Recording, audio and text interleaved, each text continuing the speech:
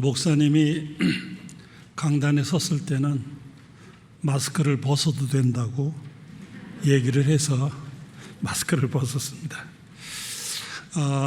북한을 돕자는 뜻에서 북한에서 넘어오신 분들, 또 북한에서 넘어온 부모를 두신 목사님들이 모임을 한다 만들어서 북한이 5도였기 때문에 5도 선교회라는, 지금은 물론 8도로 바뀌었지만은 옛날에 5도였기 때문에 5도 선교회라는 걸 만들어 가지고 북한을 돕자 해가지고 일을 한 적이 있었어요. 그때 이제 주로 한 것이 북한에다가 밀가루를 보내는 것이었습니다. 단동에 가서 화차에다가 밀가루를 잔뜩 실어 가지고 보내는데, 거기서는 그 화차 하나를 갖다 빵통이라고 그러더라고요. 빵통. 그래서 많이 보낼 때는 한 10빵통, 화차로 10칸을 밀가루로 채워가지고 이제 평양으로 보내면 평양에서 받았다고 팩스가 와요. 잘 받았다고. 그래서 그것 가지고 어린이들에게 빵도 만들어주고 밀가루 음식을 만들어주는데 쓰게. 그래서 이제 남북이 협조하자 하는 차원에서 한 적이 있었습니다.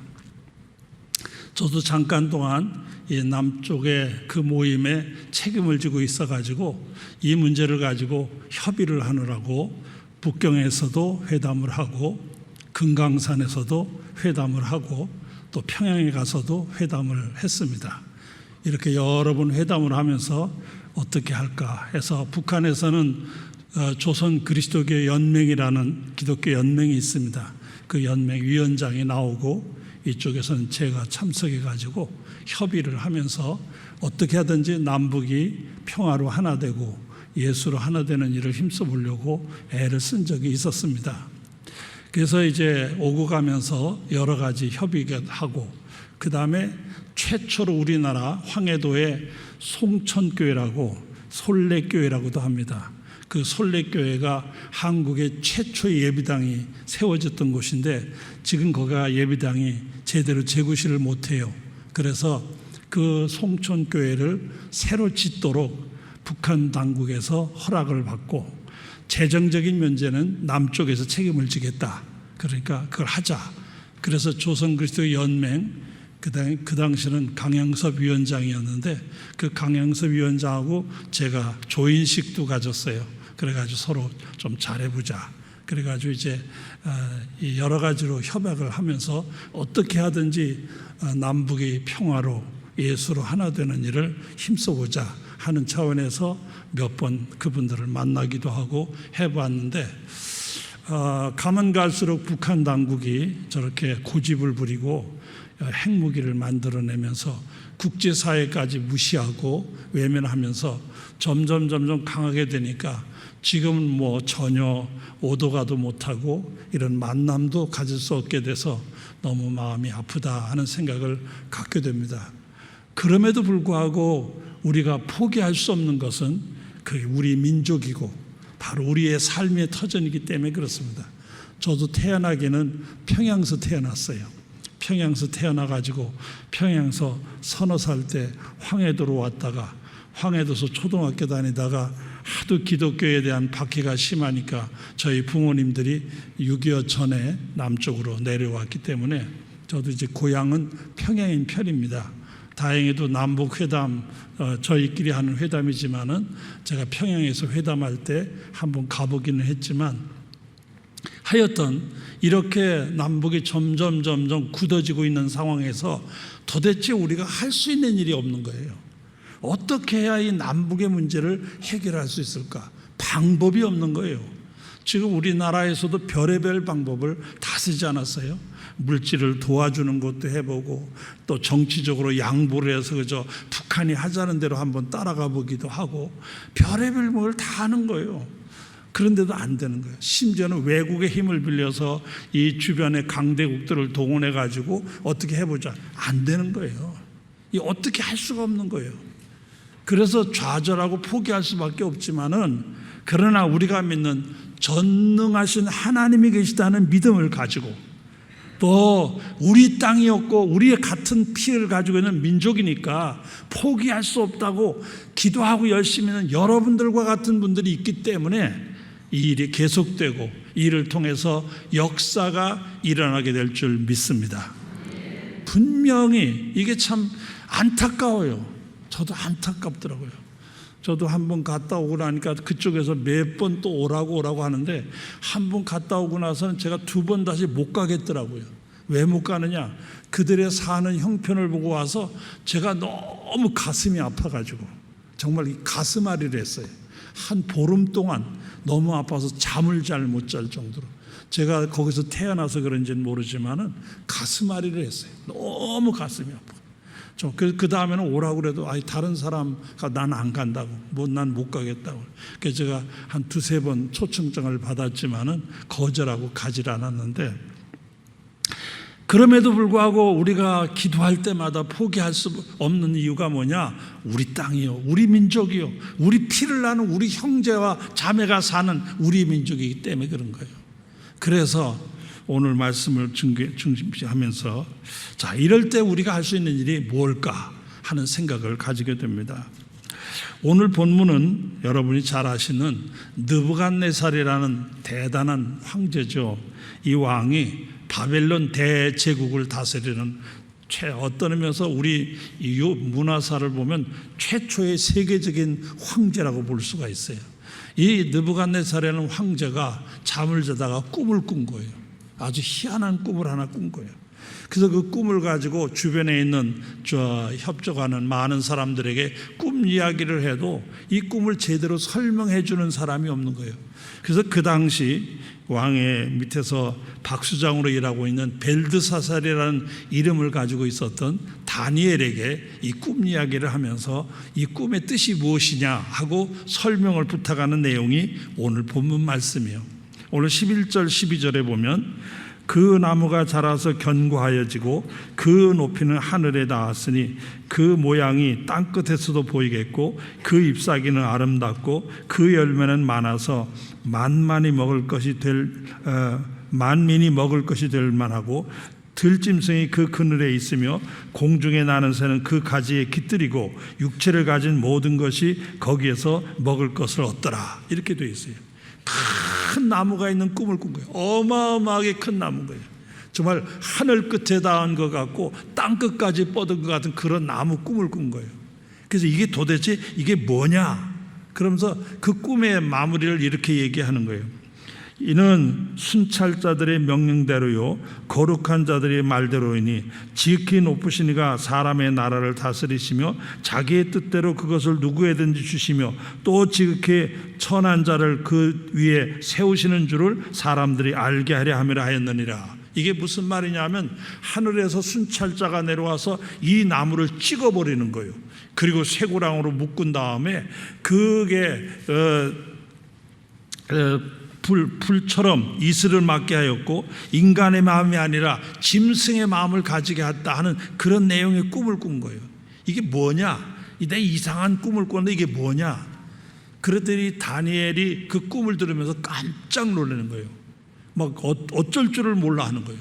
그래서 이 느부갓네살이 걱정하지 말고 솔직하게 얘기해라. 그 꿈 얘기를 솔직하게 얘기해라. 그랬더니 그 다니엘이 하는 말이 내 주여 그 꿈은 왕을 미워하는 자에게 응하며 그 해석은 왕의 대적에게 응하기를 원하나이다. 꿈의 내용이 너무 불길한 꿈입니다. 이건 불길한 꿈이기 때문에 이 꿈이 왕에게 그대로 임해서는 안 될 것 같습니다. 그러면서 해몽을 하는 거예요. 사실 그 큰 나무는 왕이십니다. 이 천하의 왕 같은 세력을 가진 사람이 누가 있습니까? 정말 왕의 세력이야말로 하늘까지 치솟고 왕의 통치야말로 저 땅끝까지 퍼져 있어서 왕입니다. 왕이신데 하늘의 순찰자가 내려와서 이 나무를 베고 그 나무에게 인간의 생각이 아닌 짐승의 생각을 가지고 그 짐승처럼 풀을 먹고 이슬에 젖고 정말 새 발톱처럼 손톱이 되어가지고 이렇게 험해는 꿈을 꾼 것은 그것을 통해서 하나님이 이 세상 나라를 다스리고 있는 것은 어느 누구도 아니고 하나님이시라는 걸 우리에게 보여주려고 하시는 것입니다. 이렇게 해몽을 하는 거예요.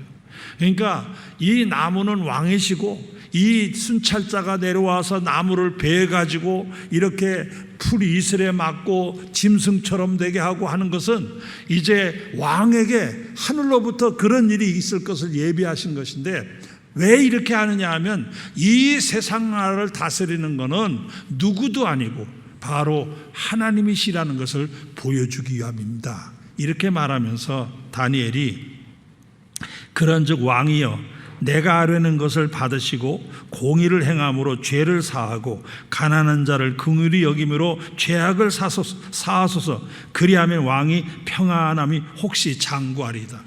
그러니까 이제부터 조심해서 잘못을 저지르지 말고 하나님 앞에 바르게 살아서 하나님께로부터 용서함을 받고, 그래서 그 꿈이 왕에게 이루어지지 않도록 조심하는 게 좋겠습니다. 이렇게 다니엘이 이 느부갓네살 왕에게 충고를 하는 거예요. 그런데 그러고 나서 1년쯤 지나니까 이 왕도 꿈꾼 걸 아마 잊어버렸는가 봐요. 시간이 한 1년쯤 지나고 나니까 어느 날 왕이 이 4장 30절에 가보면 이 왕이 그 왕궁 옥상에서 이렇게 시가지를 내려다보니까 그 큰 시가지, 야, 내가 대단하구나, 내가 통치하면서 이 대제국을 내가 만들다니 하는 생각이 들었어요. 4장 30절에 내가 능력과 권세로 건설하여 나의 도성을 삼고 이것으로 내 위엄의 영광을 나타낸 것이 아니냐. 참 안심이 생겼어요. 야, 이게 내가 만든 나라구나. 이 대제국을 내 손 안에 있구나. 다 내가 이렇게 저렇게 주물릴 수 있는 게 이 대제국이구나 하는 생각이에요. 바로 그때 하늘에서 소리가 나기를 느부갓네살 왕아 내게 말하노니 나라의 왕위가 내게서 떠났느니라. 그 말씀과 함께 이 느부갓네살이 정신을 잃어버린 거예요. 아무 생각 없이 바보처럼 돼버린 거예요. 그래서 들에 나와서 짐승처럼 풀을 뜯어먹고 이슬을 맞으면서 정말 새처럼 돼가지고 아주 형편없게 되는 거예요. 지극히 높으신 이가 사람의 나라를 다스리시며 자기의 뜻대로 그것을 누구에게든 주시는 줄을 알게 하기 위해서 이 세상 나라를 다스리는 건 사람이 아니라 저 하늘에 계신 하나님이 하신다는 걸 보여주기 위함이라, 그런 말씀입니다. 그리고 35절에 가면 내가 지극히 높으신 이에게 감사하며 영생하는 이를 찬양하고 경배하였나니 그 권세는 영원한 권세여 그 나라는 대대에 이르리로다. 땅의 모든 사람들을 없는 것 같이 여기시며 하늘의 군대에든지 땅의 사람에게든지 그는 자기 뜻대로 행하시나니 그의 손을 금하는든지 혹시 이르기를 내가 무엇을 하느냐고 할 자가 아무도 없다라고 고백을 하는 거예요. 7대 반, 기한적으로 7대 반을 지난 다음에 정신이 돌아온 거예요. 이 느부갓네살이 정신이 돌아와서 그가 다시 왕위를 차지하게 되는 순간, 아, 내가 아는 게 아니었구나, 내가 이 나라를 다스리는 게 아니었구나, 이 나라를 다스리는 다른 데 있구나 하는 걸 깨닫게 된 거예요. 전능하신 이가 나라를 다스리는구나, 내가 다스리는 게 아니구나. 여러분, 이 세상의 나라를 다스리는 걸 결코 사람이 하는 게 아닙니다. 전능하신 우리 하나님께서 이 땅의 권세를 가지시고 온 세계를 통치하시고 다스린다는 사실을 믿으시기 바랍니다. 우리나라가 해방과 함께 제 권리를 찾아서 거의 80년이 다 돼가면서 이제는 세계가 놀랄 만한 민주국가를 이루었습니다. 정말 자랑할 만한 나라이기도 하죠. 이제는 10위권 안에 들어가는 경제대국이라고 하고, 또 좀 어려운 나라에 살고 있는 많은 사람들이 코리안 드림이라고 하는, 한국에 가서 살고 싶어 할 만한 그런 나라가 됐다고 하는 거예요. 얼마 전 저 태백이라는 곳에 몇몇 목사님이 한번 바람 쐴 겸 갔다 오자 그래서 제가 따라갔었어요. 태백이 옛날에는 탄광촌이었잖아요. 그 시커먼 탄광가루가 날리던 그 태백시 근방을 갔던 거예요. 얼마나 잘해놨는지 제가 무슨 외국 유럽에 어디 와 있는 것 같은 착각을 들었어요. 그래서 저도 모르게 이야 정말 우리나라 잘 사네 제가 그랬어요. 그랬더니 옆에 듣고 있던 어느 목사님 정말 잘 사는 것 같아. 서로 그러면서 같이 얘기했던 적이 있어요. 얼마나 잘 해놨는지 정말로 정말 부러워할 만큼 잘 해놨더라고요. 그러나 중요한 것은 이 나라를 다스림이 하나님에게 있다는 사실을 인정해야 돼요. 누가 다스리냐? 하나님이 다스리는 거예요. 아카데미 운동을 일으켰던 강원영 목사님이라는 분이 계십니다. 오래전인 얘기죠. 이분이 독일을 방문한 적이 있어요. 독일을 방문했을 때 그때 이제 독일이 통일됐을 때 찾아갔던데 가서 이제 누구를 만났냐면 통일되기 직전에 그 동독 수상이 공산진영, 자유진영 독일은 서독이고 공산진영 독일은 동독인데 동독의 마지막 수상을 지낸 분을 만나게 된 거예요. 그래서 대화를 하다가 이 강 목사님이 그분에게 물은 거예요. 이 독일이 이렇게 통일되는데 누가 제일 공로가 크다고 보느냐 이렇게 물었어요. 그랬더니 그분은 기독교인이 아니었어요. 공산주의 사상자니까 기독교인일 리가 없잖아요. 그런데 그분이 서슴지 않고 대답하기를 독일의 통일에는 교회가 제일 큰 역할을 했습니다. 네, 교회가 제일 큰 역할을 했습니다. 독일만 교회가 큰 역할을 하는 게 아니라 한국도 교회가 큰 역할을 할 때가 와야 될 줄 믿습니다. 이 일은 우리가 해야 된다는 걸 기억해야 돼요. 희망이 다른 데 없어요. 어디서 하겠어요 지금. 여러분 우리 정부가 아무리 애써도 안 됩니다. 국제사회가 아무리 달라들어도 안 돼요. 이건 하나님만이 하실 수 있어요. 그게 하나님만이 할 수 있는데 하나님하고 제일 가까운 게 교회잖아요. 그게 교회가 해야 돼. 교회가. CCC 총재로 섬겼던 김중곤 목사님의 예수 칼럼이라는 책을 읽어보니까 거기 이런 글귀가 나와요. 여호와를 우리 민족의 하나님으로 보시고 예수 그리스도를 우리 민족의 주로 삼으며 신구약 성서를 우리 민족의 신앙과 생활의 원리로 삼으며 국민 수익의 11조는 온 인류에게 예수와 그의 사랑을 전하는 일에 쓴다면 우리 민족은 복 있는 민족이 될 것입니다. 이렇게 말하면서 시편 33편 12절 여호와를 자기 하나님으로 삼은 나라 그 하나님의 기업으로 선택된 백성은 복이 있도다. 희망이 거기밖에 없어요. 다른 희망이 없는 거예요. 지금 남북의 문제를 해결할 수 있는 희망 어디 있어요? 아무것도 없어요. 아무리 강대국들이 나서서 뭐 미국이 비행기를 어디다 갖다 놓고 뭐 배에다 군함을 갖다 뭐 시위를 하고 되는 게 아니잖아요. 그냥 그걸로 끝나고 마는 거예요. 전능하신 하나님이 함께 하실 때만 해답이 있을 줄 믿습니다. 하나님 외에 길이 없는 거예요. 아주 오래전에 아프리카 마다가스카 복음주의자 대회가 아프리카의 말라위라는 나라에서 있었어요. 어떻게 절 거기 오라는 초청장이 하나 와가지고 제가 아프리카 말라위라는 데를 가게 됐습니다. 꽤 힘들게 갔어요. 아주 조그만 나라이기 때문에 비행기도 여러 번 갈아타면서 어떻게 그 나라에 들어갔습니다.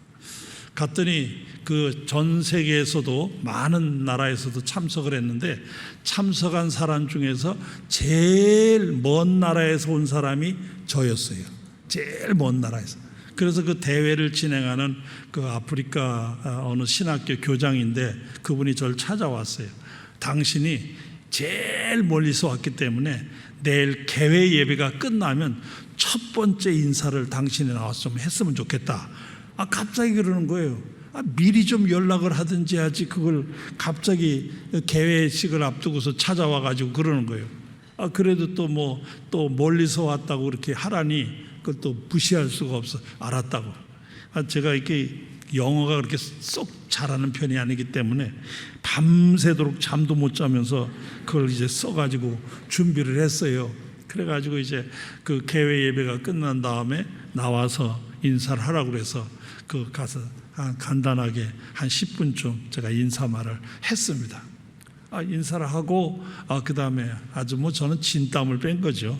그 대회 전 세계에서 참석했기 때문에 한 1000여 명 정도 되는 목사님들이 아프리카와 마다가스카르에서 한 700명 이렇게 참석하고 다른 나라 유럽이나 미국 이런 여러 나라에서 나머지 한 300여 명 그렇게 참석한 것 같아요. 그런데 거기서 이제 첫 번째 인사를 저한테 시켰기 때문에 그래서 했습니다. 그래서 제가 나가서 그냥 우리 한국교회가 이런 상황이고 한국교회가 아주 은혜 가운데 잘 지내고 있고 한국교회가 아주 잘 성장하고 있다 하는 것을 인사말로 제가 인사를 드렸어요. 그리고 오전 프로그램이 다 끝나고 점심 먹으러 갈 시간이 됐는데 웬 뚱뚱한 흑인 목사님 하나가 날 찾는 거예요. 아까 한국에서 와서 인사한 저기서 막 소리를 지르면서 인사한 목사님 어디 계십니까? 그러면 막 그러는 거예요. 그래서 제가 왜 그러냐고 그랬더니 갑자기 날 보더니 막 끌어안더니 우는 거예요. 이분이 막 끌어. 흑인 목사인데 저보다도 더 크고 체격도 더 뚱뚱하신 분인데 저도 키가 작은 편도 아닌데 그분은 저보다 더 커요. 그래서 갑자기 무슨 뚱뚱한 분이 꽉 와서 끌어안아서 깜짝 놀래가지고 이분이 왜 그러나 했더니 뭐라고 혼자 저를 끌어안고 한참 그러는 거예요. 근데 얼마나 힘이 좋은지 이걸 벗어나기도 어렵고 꼼짝도 못하고 있는데 끌어안고 이분이 뭐라고 하더니 그러는 거예요. 내가 당신을 보면 너무 반갑다. 내가 한국 땅에 전쟁이 6.25가 터졌다는 소식을 우리나라 신문에서 봤다. 신문에서 본 다음 날부터 이제까지 몇십 년 동안 한국을 위해서 기도했다. 그렇게 기도했는데 드디어 한국에서 이렇게 목사님이 와가지고 한국이 이만큼 편안하게 또 신앙으로 잘 산다는 얘기를 들으니 내가 너무너무 감사하다. 하나님이 내 기도를 들어주신 것 같아서 너무 감격스럽다. 이러는 거예요. 제가 그 말을 듣고 너무 감사했어요. 그 다음에 나도 또 힘을 줘서 그분을 한번 안아줬습니다. 그 대회하는 동안 내내 그분이 제 옆에 와서 말도 걸어주고 저는 혼자 가가지고 누구 아는 사람도 없었는데 그분이 와서 말도 걸어주고 밥 먹으러 갈 때 이렇게 도와주기도 하고 그런 적이 있었어요. 세상에 6.25 전쟁이 터진 그때부터 몇십 년 동안을 한국을 위해서 매일 기도하다시피 한 거예요. 우리가 해야 되잖아요. 이 민족, 우리 민족을 위해서 우리가 기도해야 되는데 외국 사람이 이렇게 기도한다는 말더니 너무 감격스러웠던 것 같아요. 잠언 21장 1절에 보니까 왕의 마음이 여호와의 손에 있음이 마치 봇물과 같아서 그가 임의로 인도하시느니라. 우리 대의 지도자도 하나님의 손에 잡혀 그의 인도하심을 받도록 기도해야 합니다. 저는 우리나라를 위해서 기도할 때마다 저 북한의 지도자를 위해서도 욕만 하지 말고 위해서 기도 좀 해야 되겠다 하는 생각. 전에는 저도 모르게 자꾸 욕이 나와가지고 욕을 좀 했어요. 그런데 금년에 제가 1월 초부터 나라를 위해서 기도하면서 어떻게 기도할까 하는데 제 마음속에 욕만 하지 말고 위해서 기도 좀 해라. 하나님이 역사해야지 네가 욕한다고 되냐? 욕해봤자 네 욕하는 건 너밖에 안 들어. 그 사람은 듣지도 않아. 거기까지 들리지도 않고. 뭘 욕을 하냐? 욕하지 말고 귀에서 기도해라. 그래서 지금 기도할 때마다 내가 저 북한 지도자를 위해서 기도하는 거예요. 하나님 역사하여 주시옵소서. 이 땅은 하나님의 손 안에 있지 않습니까? 하나님이 도와주시지 않고는 해결의 길이 없는 거예요. 하려고 애도 썼잖아요. 여러분들도 얼마나 했어요. 영락교에서 여러분, 저도 지금 이게 이 북한 선교를 위해서 와서 말씀 전하는 게 제가 2번째인 것 같아요. 전에, 아주 오래 전에 한 10년도 더 되는 것 같은데 그때 한번 왔고 지금 또 온 것 같은데 애쓰시잖아요. 또 제가 교회에서 단동에서 신의주 쪽으로 왔다 갔다 영락교에서 애썼다는 얘기 제가 단동 갔을 때도 들었어요. 꽤 참 또 이렇게 자유인들을 위해서 프로그램을 얼마나 많이 만들어서 정말 열심히 하는 모습을 보면서 한국 교회가 이 영락교회 하는 걸 많이 배워서 좀 따라가야 되겠다. 제가 그런 생각도 하는 거예요. 그렇지만 한다고 되는 거 아니잖아요. 우리가 하나님 앞에 기도해야 돼요. 더 엎드려 기도해야 돼요. 더 기도할 때 하나님이 역사하실 줄 믿습니다. 이 세상 나라를 다스리는 것은 사람의 손 안에 있는 게 아니에요. 전능하신 하나님의 손 안에 있어요. 느부갓네살에게 바로 그걸 가르쳐 주는 거예요. 네가 아무리 잘나서 내 세력이 하늘 끝까지 가고 저 땅 끝까지 벌쳐 있어 어느 누구와도 너한테 대항할 사람이 없을 만큼 대제국의 황제지만 네가 다스리는 게 아니다. 하나님이 다스린다. 여러분, 이 땅에 하나님의 역사가 임하기를 간절히 축원합니다. 우리가 기도할 때 하나님 들으실 줄 믿습니다. 하나님 앞에 매달리는 한 하나님은 역사하실 것입니다. 저도 지금 금년 들어서 기도의 제목, 나라를 위한 기도 제목을 제가 정했는데 7가지를 정했는데 여기 이번에 이 북한 선교주의라고 너무 닮았어요. 첫째, 남북이 예수로 하나 되게 하소서. 둘째, 남북이 평화로 통일되게 하소서. 셋째, 북에 무너진 성전들을 다시 재건하게 하소서. 넷째, 그곳에 가서 복음을 전하고 함께 감사할 기회를 주소서. 다섯째, 이 땅의 지도자들을 주관하여 주소서. 여섯째, 남북의 교회가 힘을 합하여 세계 복음화를 위한 선교대국 복음의 제사장 국가가 되게 하소서. 일곱째, 주님이 재림하실 때까지 삼천리반도 금수강산이 하나님이 보아서 우리나라 만세를 기리기 부를 수 있는 나라가 되게 하소서. 제가 그렇게 기도해요. 우리가 기도하는 한 하나님은 절대로 버리지 아니하실 줄 믿습니다. 할렐루야. 공지영이라는 작가 아주 글 잘 쓰시죠. 아마 여러분들도 많이 읽어보셨을 것 같아요. 저도 그분의 글이 너무 재밌게도 잘 쓰시고 문장력이 참 좋더라고요. 제가 그 공정 작가의 그 수도원 기행문을 한번 쭉 읽어보니까 거기 아주 감동적인 얘기가 하나 있더라고요. 그분의 글 가운데 보니까 어느 수녀원을 방문했는데 그 수녀원에 44년 동안 방에서 방 밖에를 나오지 않고 거기서 방 안에서 자기 수련을 하신 그런 수녀가 있더라고요. 그 수녀의 이름이 나자레라는 수녀님인데 방 하나 그 안에서 44년을 그 안에 있었어요. 밖에 안 나오고. 그래서 자기 전신을 하나님께 헌신하려고 하는 마음으로 온전히 하나님 앞에 나를 드립니다 하는 마음으로 44년 동안을 한 방 안에 있은 거예요. 그런데 그분이 44년 동안 그 방 안에서 기도 제목이 크게 2가지가 있어요. 그 기도 제목 첫째가 뭐냐면 바티칸을 비롯한 교회가 정화되고 쇄신되기를 바랍니다. 교회가 교회다워지게 해 주시옵소서. 그게 첫째예요. 그 다음에 둘째 기도 제목이 아주 놀라운 거예요. 둘째 기도 제목이 뭐냐? 한국이 평화롭게 하옵소서. 남북이 평화롭게 해달라. 이게 두 번째. 44년 동안을 방에 엎드려서 이걸 위해서 기도했어요. 제가 이 글을 읽으면서 좀 부끄러웠어요. 내 나라도 아닌데 이렇게 이 땅을 위해서 기도하는 사람이 있다 그 말이에요.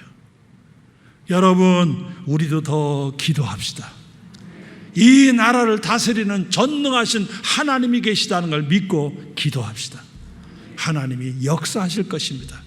여러분, 더 기도함으로 이 땅의 남북이 예수로 평화로 하나 되는 날이 속히 올 수 있도록 엎드려 기도하고 기도함으로 하나님의 역사가 함께하는 놀라운 일이 있기를 주님의 이름으로 축원합니다. 축원합니다. 사랑이 많으신 하나님 아버지, 귀한 말씀을 통하여 함께 은혜 받게 하시니 감사합니다. 간절히 기도합니다. 주님, 이 땅을 불쌍히 여겨 주시옵소서.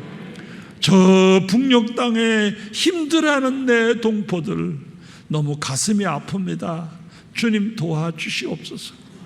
하나님밖에는 희망이 없습니다. 전능하신 하나님의 저희는 기대할 데가 없습니다.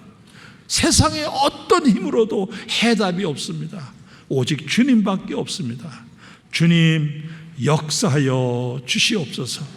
우리 모두 기도를 쉬는 죄를 범하지 말고 더 나라와 민족을 위하여 기도할 수 있게 힘도 주시옵소서. 예수님의 이름으로 기도하옵나이다. 아멘.